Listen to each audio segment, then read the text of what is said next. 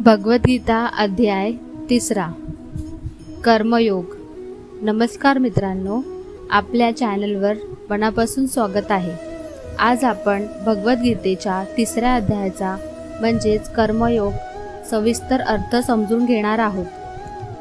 भगवद्गीता हे केवळ एक ग्रंथ नाही, तर जीवन जगण्याची कला आहे आणि हा 3 अध्याय आपल्याला शिकवतो की कर्म कसे करावे आणि मन कसे स्थिर ठेवावे। महाभारताच्या युद्धभूमीवर अर्जुन द्विधा मनस्थितीत उभा आहे। तो विचारतो, हे कृष्णा, जर ज्ञान श्रेष्ठ असेल तर मग मला या भयंकर युद्धात का ढकलता? मी युद्ध करण्यास कशासाठी करू? हा प्रश्न फक्त अर्जुनाचा नाही, तर आज प्रत्येक माणसाचा आहे। कधीकधी आपल्यालाही वाटतं, मी हे काम का करतोय? यातून मला काय मिळणार?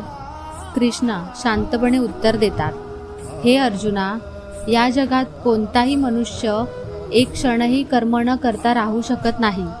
श्वास घेणंही कर्म आहे, विचार करणंही कर्म आहे, म्हणून कर्म टाळणे अशक्य आहे। श्रीकृष्ण सांगतात, कर्म सोडणे हा मार्ग नाही, तर कर्म करत असताना आसक्ती सोडणे हा खरा मार्ग आहे। यालाच म्हणतात निष्काम कर्मयोग। काम करा, पण फळावर आसक्ती ठेवू नका। उदाहरणार्थ, शेतकरी शेती करतो, बी पेरतो, मेहनत करतो, पण पाऊस, निसर्ग, उत्पादन हे त्याच्या हातात नसतं। तो फक्त आपलं कर्तव्य करतो। तसंच आपणही आपलं कर्तव्य करावं आणि फळ देवावर सोपवावं। यज्ञभावना। श्रीकृष्ण सांगतात की हे संपूर्ण जग यज्ञावर आधारित आहे। यज्ञ म्हणजे फक्त अग्नीत आहुती देणे नाही, यज्ञ म्हणजे समाजासाठी काम करणे, इतरांच्या कल्याणासाठी जगणे, आपलं कर्तव्य निष्ठेने पार पाडणे। स्वार्थी कर्म माणसाला बांधतं, पण निस्वार्थी कर्म माणसाला मुक्त करतं। श्रीकृष्ण पुढे सांगतात, मनुष्याचा सर्वात मोठा शत्रू म्हणजे काम आणि क्रोध, इच्छा आणि राग। इच्छा पूर्ण झाली नाही की राग येतो आणि रागामुळे बुद्धी नष्ट होते। माणूस चुकीचे निर्णय घेतो। श्रीकृष्ण सांगतात, इंद्रियावर नियंत्रण ठेवा, मन शांत ठेवा, बुद्धीला योग्य दिशा द्या, आत्मज्ञान मिळवा।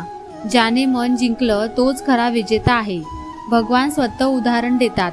श्रीकृष्ण सांगतात, मला काहीही मिळवायचं नाही, तरी मी कर्म करतो, कारण जर मी कर्म सोडलं तर लोकही कर्म सोडतील आणि समाज बिघडेल।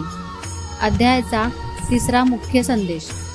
कर्म टाळू नका, कर्तव्य निष्ठेने करा, फळाची अपेक्षा सोडा, समाज हितासाठी काम करा, काम आणि क्रोधावर नियंत्रण ठेवा, प्रत्येक कर्म ईश्वराला अर्पण करा।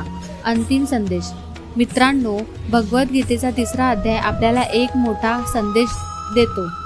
जीवनातून पळ काढणे हे अध्यात्म नाही, तर जबाबदारीने कर्म करणे हेच खरे अध्यात्म आहे। कर्तव्य करत राहा, मन शांत ठेवा आणि परिणाम ईश्वरावर सोडा। जय श्री कृष्ण। जर हा व्हिडिओ आवडला असेल तर लाईक करा, चॅनल सबस्क्राईब करा आणि पुढील अध्यायासाठी नक्की भेट द्या। जय श्री कृष्ण।